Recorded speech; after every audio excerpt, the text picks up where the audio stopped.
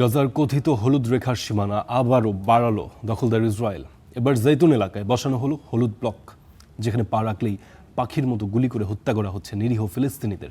এই রেখার কাছে থাকা বাসিন্দাদের এবার উচ্ছেদ করতে শুরু করেছে দখলদার বাহিনী। অক্টোবরের কথিত যুদ্ধবিরতির পরও চুক্তি ভেঙে গাজার জৈতুন, সুজাইয়া, খান ইউনিস ও দেইর আল বালা সহ অন্তত 5টি এলাকায় এভাবেই হলুদ রেখার সীমানা বাড়ায় ইসরায়েল। মালামাল ট্রাকে তোলার তাড়াহুড়ো।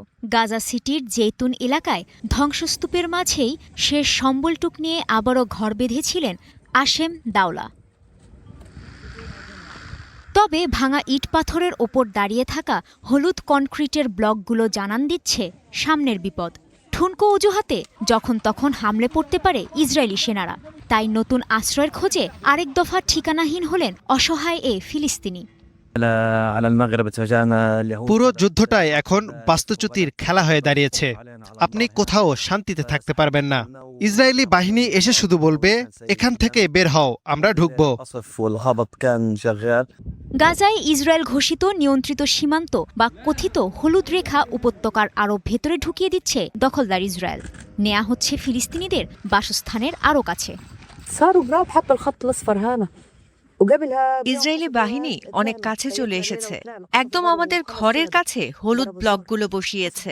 গতকালও এখানে হামলা হয়েছে, তাই প্রাণ বাঁচাতে আমরা এলাকা ছাড়ছি।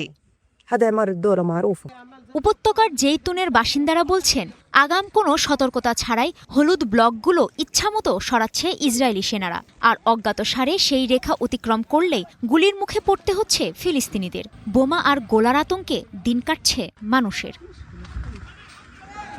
জাতিসংঘের মানবিক বিষয়ক সংস্থা OCHA নিশ্চিত করেছে, কেবল জেতুন এলাকা থেকে নতুন করে অন্তত 30টি পরিবার তাদের তাঁবু ফেলে পালিয়ে যেতে বাধ্য হয়েছে।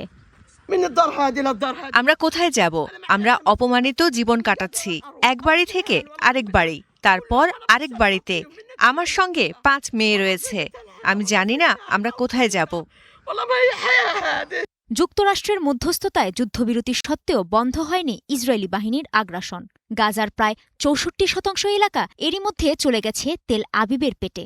নিয়ন্ত্রিত এলাকা সম্প্রসারিত হতে হতে এখন 70% ভূখণ্ড দখলের লক্ষ্য নিয়ে এগুচ্ছে নেতানিয়াহু প্রশাসন। তবে ইসরায়েলি সামরিক বাহিনীর দাবি, সেনা সদস্যদের সুরক্ষা দিতে এবং বেসামরিক নাগরিকদের সঙ্গে সংঘর্ষ এড়াতে নতুন করে হলুদ রেখা টানা হয়েছে।